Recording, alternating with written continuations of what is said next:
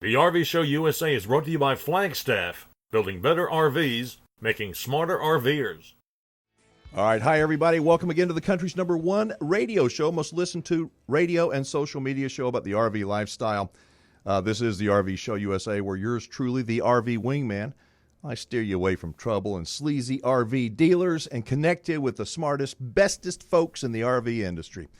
I am the RV Wingman, Alan Warren, and we have a great show lined up for you today. Before we begin, though, make sure you connect with us on social media, both on Facebook and on YouTube. When you do, we'll send you a personal invite to join us every week for our live stream recording of the program like we're doing right now. We do have a lot of fun. So I want to start out by talking about balance and missing out on the things that may be really important in life. The other day, I got an email from a listener, a lady over in Florida, and it really made me take aback and think. Here's what her email says. It says, RV Wingman, my husband and I found your show on our local radio station in Orlando. Enjoy it very much. Your stories motivated us to put our retirement plans on the fast track, and we did. We've never RV'd, but always talked about it. Charles has worked nonstop since we married 44 years ago, but the last few years he's been working even harder. Your show helped us see our dream, a fifth wheel. We set a date to retire, buy our RV, and enjoy our golden years. So much to see and so much fun lies ahead. Charles passed away suddenly last month, and I am heartbroken. Our friends are supportive, and our church family is a true blessing. I wanted you to know that Charles and I felt inspired by listening to your show, and it helped us to focus on the fifth wheel that we will never see. I only wish that we didn't wait to start living our dreams, because now that's all they are. I keep you in my prayers that you are able to do your show for a long time because of all the good you do. Thank you for taking the time to read my letter. Sincerely, Janet Pritchard. Wow. How sad is that?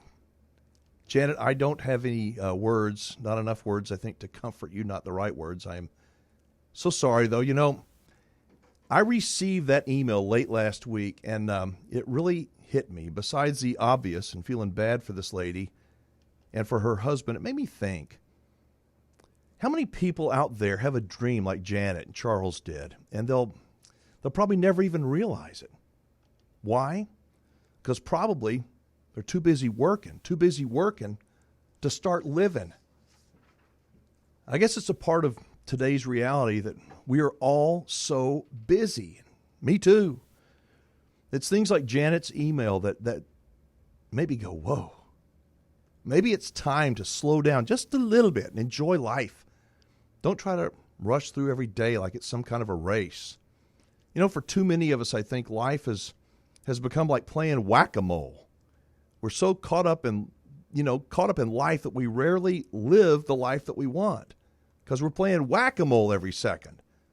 Or it's like the old game show. You remember the old game show, Name That Tune? It was this game show, easy concept. I mean, contestants would be put up against each other. The host would play this song, popular song, and the object of the game was to be the first person to call out that, name the tune. And isn't that the way life seems nowadays? Calling out the name of the tune. Hurry, hurry, hurry. That, my friends, I think can be a real problem. Does life have to be like 1,000 miles an hour all the time? You know, there was a time when some people took joy from things that took time. They got joy from the process of work, joy from making a cake from scratch, joy from making and planting and tending their own little garden. It could take months just to get a handful of little tomatoes. Believe it or not, get this, some people still plant a garden. They still bake a cake from scratch. For what? Because there's joy in the process of doing things. Yeah, joy and balance. Quicker, faster, bigger, more isn't always better. In fact, oftentimes I think it's just an illusion. Sometimes less is more. Smaller is better. Slower is better. I guess it all depends on our perspective. I say this with all due respect, but people like Charles, people like me, maybe like you, we're on autopilot, I think. We do what we do, and rarely do we take the time to slow down and evaluate. what we're actually doing, where it's really taking us. When it's all work and no play, we're out of balance. When it's all play and no work, we're out of balance. I guess the secret is to find that balance that's right for us, for each of us. My balance isn't the same as your balance, but you know what? It may be a good idea to occasionally put our lives on hold and just assess things. For me, I find that balance, or at least I think I do, when I'm alone, preferably outdoors, where I can get a high-level view of what the heck I'm doing. Camping and RVing can provide that opportunity for me to find balance. I think it does for hundreds of thousands of others. It provides me the opportunity to not play whack-a-mole and instead to find the joy in simple things like camping and RVing. It's not always fun, but more often than not, when I return to my regular life in the city, I'm more effective, more optimistic, because I think I took the time to slow down and take in all the great things around me. And sometimes the occasional crummy things too, instead of playing whack-a-mole 24/7. If you're the kind of person who's dreaming of finding a way to slow down a bit, to escape, to smell the roses, as they say, then I don't know of anything better than spending time with those you love than camping and RVing. It's an activity that can be enjoyed whether you're 4 or 84. I just want you to know that, well, folks who have discovered a way to balance the frantic pace of everyday life with the joys that come with it from slowing down are happier people. As I often say, sometimes camping and RVing is best when you just do nothing except be with somebody you love. Janet, if you're listening in Florida, I am sorry for your loss. Thank you for your very nice note. Your story inspires me to encourage folks to start living their life today, right now. By the way, Janet, when the time is right, you may find comfort and some new friends too, and you can keep yours and Charles' dream alive maybe by connecting with other women RVers, and there's tens of thousands of them out there. There's a group called Girl Camper. These are wonderful, wonderful human beings. Again, when the time's right, you may just want to check them out. I'll bet you that you'll find many a nice person who will help your heart to heal. And as I said, it will help to keep yours and your husband's dream alive, hopefully. Well, that's sad, Wingman. It is sad. It is sad. Hey, before we hit the break, I got a not-so-funny story to share. A lady in one of our Facebook groups posted recently. She was so disappointed in the new RV that they bought. She was disappointed, complaining about, wait for it, folks, the mattress. Yeah, the mattress and how uncomfortable it is. She's going on and on about how the mattress is this and that, and the manufacturers need to put better mattresses in RVs. I'm thinking, really? Didn't she know the mattress was crummy before she bought it? I mean, come on, whose responsibility is that?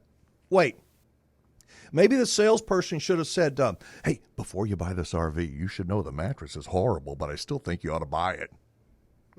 Come on, people. Please, folks, when you are buying an RV, lie down on the mattress, sit on the pot, close the bathroom doors. Do your knees bump the door? Step in the shower, drop your imaginary bar of soap and reach down to pick it up. Did you bonk your head? Don't be in a rush when buying a new RV. Hey, you're going to have it for a long, long time probably. When you find an RV that you think is right for you, go inside, close the door, stay inside for an hour, maybe 2. Yeah, maybe 2. Just to make sure that you know that that is the right RV for you. Just to make sure that you know what you're getting into before you buy it. If the mattress isn't right, the time to figure that out and doing something about it is before you buy, not after it. I'm not yelling at you, I promise. I'm just saying that some of the complaints I read on social media, it's like, you got to be kidding me. Makes me wonder. Yes, RV manufacturers have a responsibility to make a product that you can use. Dealers have a responsibility to make your RV campground ready. And once you take delivery of that RV off the dealer's lot, you have the responsibility for maintaining it. The more responsibility, I believe, that each of us accepts, the happier campers we're going to be. So here's what's coming up in just a bit. We're going to have Diana from PPL Motorhomes. I'm going to ask her to explain why it is so difficult for a lot of individuals who sell their RVs if they have a lien on it. What's the deal there? And Let's see. We're going to introduce you to Jerry from I Love RV Life. He's a full-time RVer with a great attitude and some good advice for others who feel the calling of the open road. And in our next segment, you're going to learn about a new safety feature that comes standard on one manufacturer's line RVs from top to bottom. Alan Warren, the RV Wingman, back after this.